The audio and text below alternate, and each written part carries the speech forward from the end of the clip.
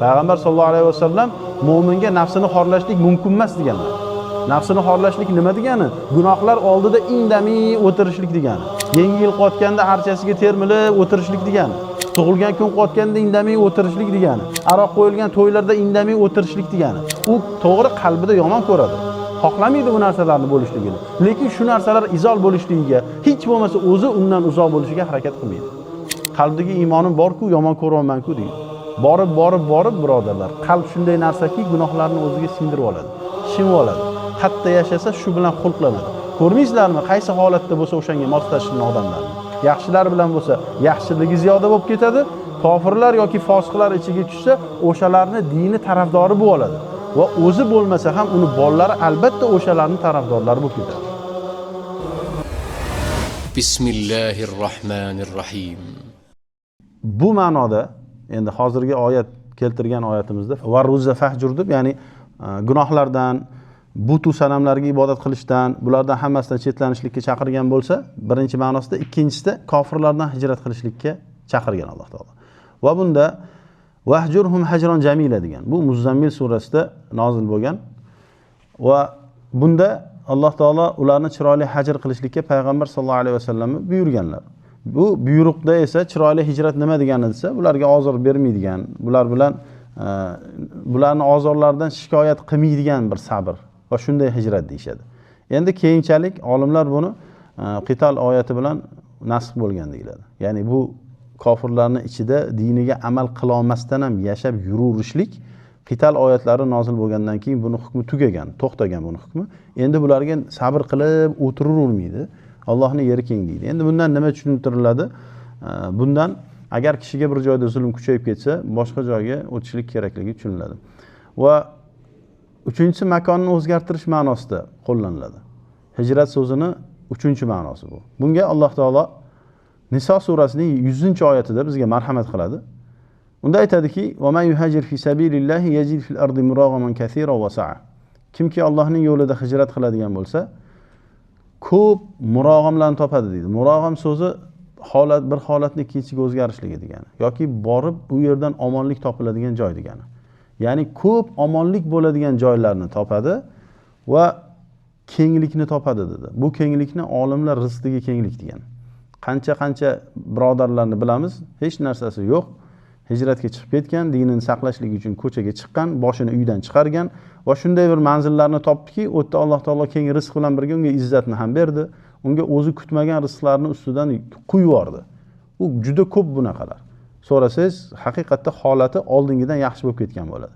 Nimaga desiz, Alloh taolo bu dunyoni boyligini yaxshiga ham, yomonga ham, musulmonga ham, kofirga ham beraveradi. Ularni birortasi Alloh taoloning rizqidan g'oniy emas, ya'ni bundan behojat emas. Lekin Alloh taolo o'zini yo'lida ibodat qilishlik va qadam bosishlikni faqat o'zi xohlagan, tanlab olgan mo'min bandalarga beradi. Bularga esa hamma yaxshiliklar va'da qilingan. Bu dunyoda ham yaxshi hayot va'da qilingan. Bu yaxshi hayot faqatgina pulini ko'pligi, boyligini ko'pligi bilan emas, dinida xotirjam yashashligi bilan bo'ladi. Faraz qiling, bir joyda bir muhitda yashaysiz. Qilishingiz kerak bo'lgan farzlarning aksariyatini qila olmaysiz. Har doim bir ish qilaman siz, albatta shu ishni bitta qarshiligi chiqadi. Masalan, bitta hovlida aka-uka yashaysiz. Ya'ni 3 ta 4 ta aka-uka uylanmaganlari bor va ayolingiz bilan shu yerda yashaysiz. Imkoniyatingiz bor chiqib ketishlikka, boshqa joydan bir joy olib ijaraga chiqib ketishingiz mumkin. Lekin nima qilishadi? Yo'q deydi. Agar sen hozir chiqib ketsang, biz uyga sig'dirmayapti degan odamlar orasida gap bo'lamiz deydi. Ota-onasi ruxsat bermaydi. Vaholanki odamlarni so'zini rioya qilishdan ko'ra, olamlar Robbisining so'zini rioya qilishlik loyiqroq emasmidi o'zi? O'zi shar'an aka-ukani ayollari aka-ukalari bilan aralashib yurishligini payg'ambar sollallohu alayhi vasallam o'lim deb sifatlamaganmidilar? Va ko'p muammolar, hozirgi kundagi ko'rib turgan muammolarimizni asli ham shu emasmidi o'zi? Shunaqa edi, lekin shariatning hurmatidan ko'ra ko'chani gapini hurmati ustun bo'lib ketganidan odamlar shariatga tupurib qo'yib, odamlarning gapini oliy qilishlikka o'tib ketganining natijasi bu. Qiynalayotgan bo'lsa, shunday qilib yashab, o'sha odamlar, ya'ni odamlarning yuzini qilishlik bilan qiynalayotgan bo'lsa, hani'an mari'a, qiynalursin. O'zi tanlagan yo'l shumi? Qiynalursin.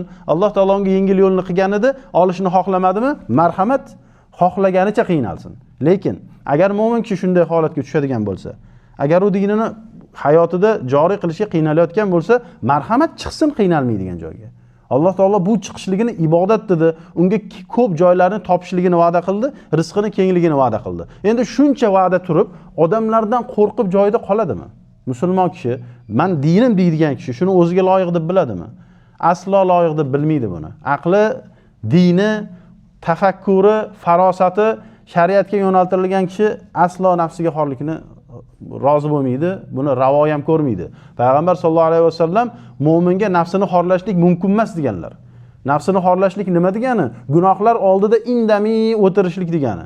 Yangi yil qotganda archasiga termilib o'tirishlik degani. Tug'ilgan kun qotganda indamay o'tirishlik degani. Aroq qo'yilgan to'ylarda indamay o'tirishlik degani. U to'g'ri qalbida yomon ko'radi. Xohlamaydi bu narsalarni bo'lishligini. Lekin shu narsalar izol bo'lishligiga, hech bo'lmasa o'zi undan uzoq bo'lishiga harakat qilmaydi. Qalbdagi iymonim bor-ku, yomon ko'rolman-ku deydi. Borib birodarlar, qalb shunday narsaki, gunohlarni o'ziga singdirib oladi, shimib oladi. Qatta yashasa shu bilan xulqlanadi. Ko'rmaysizlarmi, qaysi holatda bo'lsa o'shanga moslashgan odamlarni. Yaxshilar bilan bo'lsa, yaxshiligi ziyoda bo'lib ketadi, kofirlar yoki fosiqlar ichiga tushsa, o'shalarni dini tarafdori bo'lib oladi. Va o'zi bo'lmasa ham uni bolalari albatta o'shalarni tarafdorlari bo'lib ketadi. Hozir suhbat davomida yana keladi, shart va demak, moneliklari borasida qaytarilgan bunday yashashlikdan. Alloh taolo bizga izzatni berdimi? Bizga izzatni yo'lini o'rgatdimi? Albatta o'sha narsa bizni foydamizga bo'ladi. Bu insonlarni holati xuddi qand kasalligi bor odamga o'xshaydi. Diabeti borlar tushunadi buni. Nima degani desa, bunga ozgina shakar ham mumkin emas. Agar ozgina shakar yesa, qand miqdori ko'tarilib ketadi. Sahrim oshib ketibdi deydi-ku. Keyin nima bo'ladi desa, ko'zi ko'rmay qoladi. Doimiy sahar ko'tarilib yuradigan odamlarning ko'zi yaxshi ko'rmay qoladi. Buyraklari ishdan chiqadi. Hayot faoliyati buzilib ketadi. Oyoqlari og'riydigan bo'lib qoladi. To'g'rimi? Xuddi shunaqa. Ummatga ham gunohlarga yaqinlashtirmagin fasodini oshirib yoradi. Ko'zing gunohlarni ko'rmay qoladi. Oyog'ing bilan yaxshi ishlarga bora olmay qolasan degan narsani Alloh taolo bundan ancha oldin bizga tushuntirib qo'ygan edi. Ya'ni kim agar gunohlarda davomli bo'ladigan bo'lsa, fasanuyassiruhu lil usra degan edi. Ya'ni biz unga nimani? Yomon ishlarni, kattaroqlarni ham oson qilib qo'yamiz, gunohlarni qilaveradi degan. Bu nima sababli desa, bundan oldin gunohdan to'xtamaganligi sababli bo'ladi.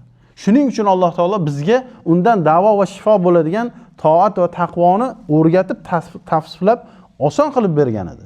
Shu narsalarni qilmaganidan keyin xuddi o'sha kasalligi ziyoda bo'lib, natija asarlari ko'ringani kabi gunohni ham yomonligi ko'rinib boraveradi.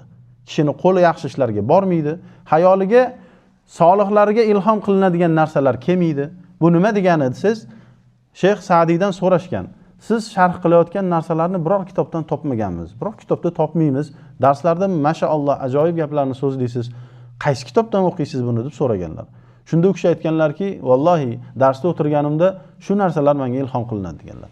Bu faqat Shayx Sa'diyda emas bu hammamizda bor. Agar solih bo'lsangiz, birovga gapirayotganingizda oldin hayolingizga ham kelmagan narsalarni Alloh taolo sizga o'sha dalillardan istinbotlik qilishlikni ochadi. Bu shunday deyim bu. Bizni dinimiz, bizni kitobimiz Fotiha bilan boshlangan, xotima bilan tugamagan. Fotiha bormi Qur'onda? Ochuvchimi? Har doim ochuvchimiz biz.